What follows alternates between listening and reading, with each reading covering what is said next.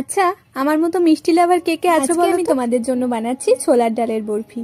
এই মিষ্টিগুলো না খেতে কিন্তু যতটা টেস্টি হয় ততটাই হেলদি। তাই বাচ্চাদের খাওয়ার জন্য বা বাড়িতে হঠাৎ আসা অতিথিদের আপ্যায়নের জন্য এটা কিন্তু একটা পারফেক্ট। তো চলো রেসিপিটা শুরু করি। প্রথমেই আমি নিয়ে নিয়েছি 1 কাপ মতো ছোলার ডাল। আর এই ছোলার ডালটাকে 6 থেকে 7 ঘন্টা জলে ভিজিয়ে রেখে ভালো করে সেদ্ধ করে নিয়ে মিক্সিং জারে দিয়ে একটা স্মুথ পেস্ট। এরপর একটা কড়াইতে বেশ কিছুটা ঘি গরম করে তাতে ছোলার ডালের পেস্টটা দিয়ে একটু নেড়েচেড়ে নিয়ে দিয়ে দিলাম গুঁড়ো করা চিনি, অল্প এলাচ গুঁড়ো আর মিষ্টির টেস্টটাকে ব্যালেন্স করার জন্য সামান্য একটু নুন। এবার বেশ কিছুক্ষণ ধরে ভালো মতো নেড়েচেড়ে যখন ডালটা পুরোপুরি শুকনো হয়ে গেল একটা প্লেটে নামিয়ে নিলাম। আর হ্যাঁ, প্লেটে কিন্তু ডালটা নামানোর আগে অল্প ঘি মাখিয়ে রেখেছি। এবার ডালের মিশ্রণটাকে হাত দিয়ে পুরো প্লেটে সমানভাবে ছড়িয়ে নিলাম আর উপর থেকে দিয়ে দিলাম টুকরো করা কাজু কিশমিশ। এখন ডালের মিশ্রণটা ঠান্ডা হওয়ার জন্য 10 মিনিট মতন রেস্টে রেখে দিলাম। মিশ্রণটা ঠান্ডা হয়ে গেলে একটা ছুরির সাহায্যে বরফি শেপে কেটে নিলাম। ব্যাস তৈরি হয়ে গেল আমাদের ছোলার ডালের বরফি। এই মিষ্টিগুলো খেতে কিন্তু খুবই সুস্বাদু হয়। তোমরা বাড়িতে একবার অবশ্যই ট্রাই করো। টাটা।